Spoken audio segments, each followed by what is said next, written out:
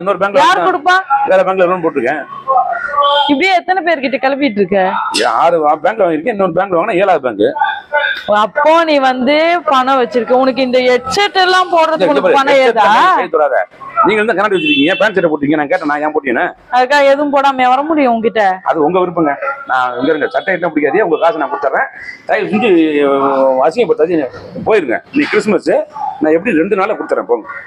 நாளைக்கு நான் பாப்பேன். நான் நாளைக்கு இல்ல நாளைக்கு வந்து கேட்பேன். எத்தனை மணிக்கு வருவீங்க? ஏன் வீட்டுல எல்லாமே எஸ்கேப் ஆகுறதுக்கா? இல்ல 5 மணிக்கு வந்துருங்க, நான் கால் பண்ணிடுவேன் வீடு. அந்த போலீஸ்க்கு 1000 கொடுத்தா இந்த டெக்னிக் வேற தெரிஞ்சு வச்சு. இதெல்லாம் டெக்னிக் இல்ல, இது உலகத்துல நடக்கிறது தானே. என்ன அது பெரிய இது. அதனால நீங்க உங்களுக்கு ஒண்ணும் இல்ல, சத்தம் போடாம வீட்டுக்குள்ள வரீங்களா? என்ன சத்தம் போடாம வீட்டுக்கு வரணுமா? யாரும் இல்ல, வீட்டுக்குள்ள வாங்க. காதும் வச்ச மாதிரி முடிச்சிருவோம். ஒரு 5000 ரூபாய் தரேன் மேடம். ஓஹோ, 5000 ரூபாய் தரேன். அப்படியே